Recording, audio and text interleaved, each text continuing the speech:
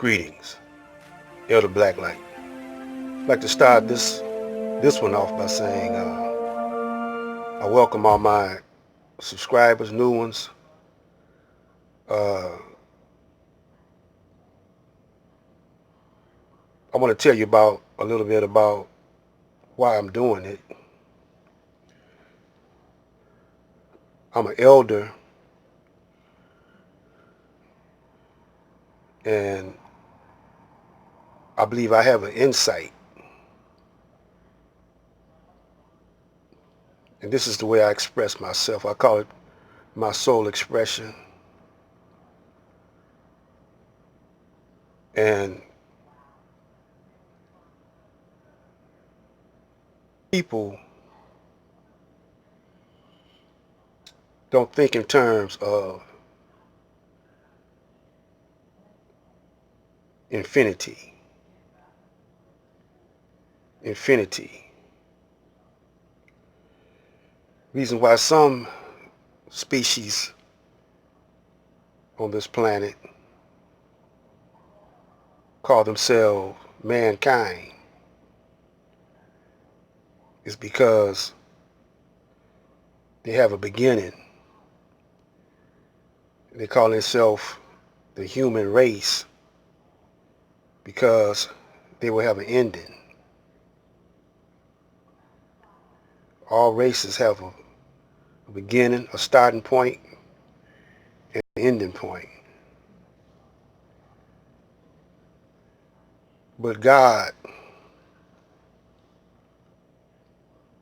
has no beginning and has no ending, because you cannot calculate the cosmic mind.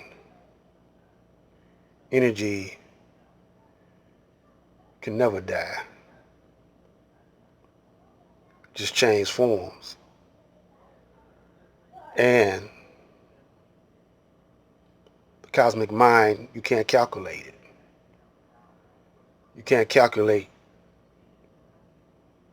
the beginning of the cosmic mind, that which generates thoughts and produces results. Can't calculate that. Like calculating the black space. There's no calculation or ending to the black space. You can only calculate up until a degree, and after that, there's no calculation. So that's called infinity. Pay attention to what I'm about to show you, and I hope you've been following my videos, because we're in the seventh day, and we're in a war called the War of Armageddon. And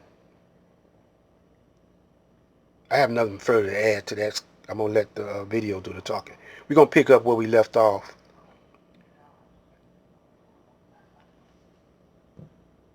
Move on into the Reagan administration, committed treason and deliberately negotiated with America's enemies in order to sabotage the political fortunes of the Carter administration.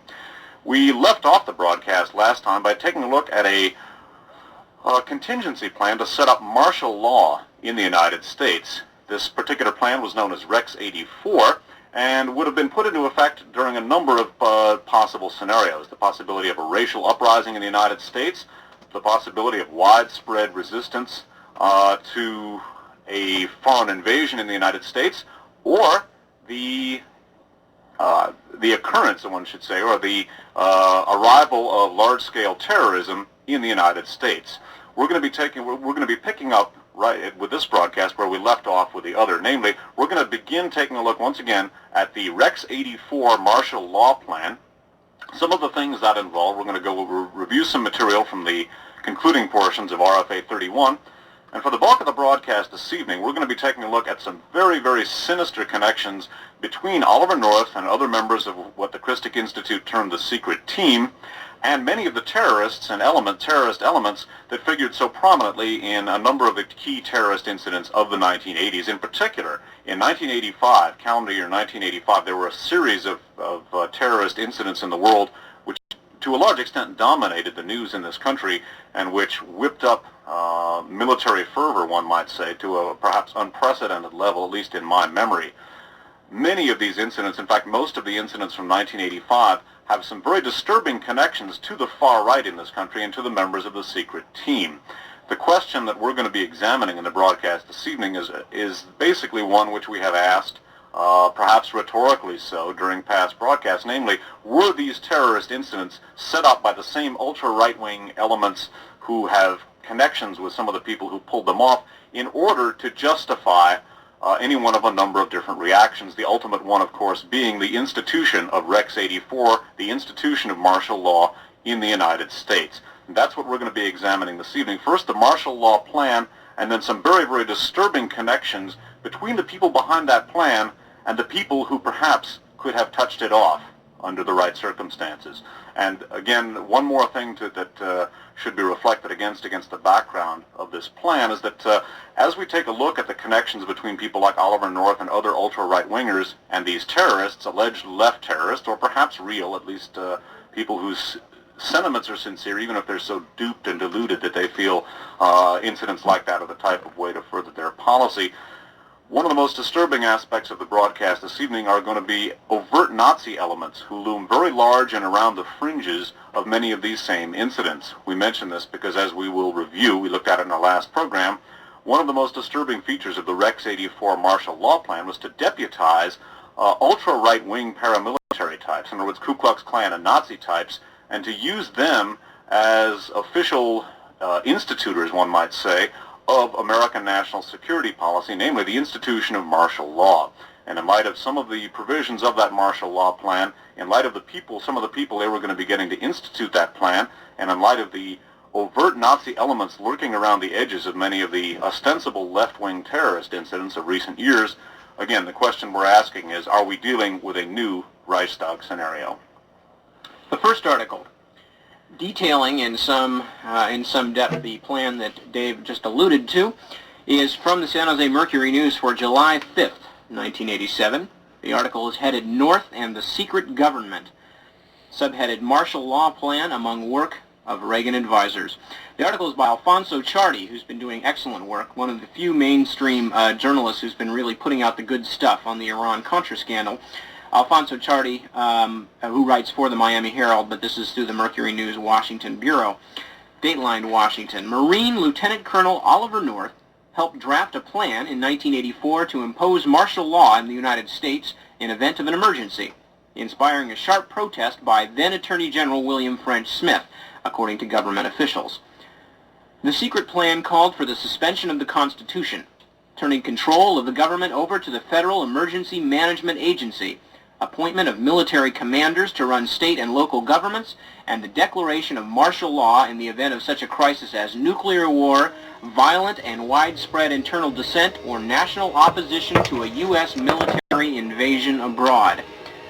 North's involvement in a proposal to radically alter American government by executive order in a time of crisis is evidence that he was involved in a wide range of secret activities, foreign and domestic, far beyond the Iran-Contra affair, according to officials.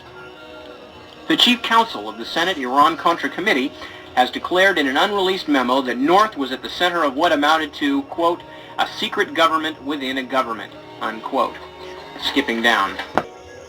So who they want to make war with? Just recently, who did they kill? What was his name? Suleiman? Man. Excuse, I'm having a senior citizen moment. Suleiman, the Iraqi general. I mean, the Iranian general. Y'all know what I'm talking about. I can't recall his name right now. But all I know is that they want to start a war with Iran. Now this video right here goes all the way back to 85. You know, this I probably got this one. I got an audio of this video I got in the 90s. Yeah, in the 90s. I got it right here. You know, and they're talking about the Iran-Contra deal, and it ain't went away. It ain't went away. They're still over there in that region with the Iranians. Now, when we go further into this, it's going to talk about also black people. So no matter what they come to you with, they want to piss in your face and call it rain because they got a bone to pick with us because they know who we are. They know that we are the original people. They want to be number one. So it's a contest. So we've been sitting back in the cut. The Honorable Elijah Muhammad said that when one greater than them comes, because all this was planned beforehand, they was to rule the black man for 6,000 years. And that 7,000 years, one would rise up stronger than them. And I believe in that seventh day that we in the beginning of the seventh day, in the dawn of it. They call this the dawning of the age of Aquarius. And that baby is born, growing fast. So this is something that you must comprehend and watch. Tune out everything. Study these videos, pass them on to your friends. Hit the like button. This is Black Light. I'm just going to say, stay in tune and tune up.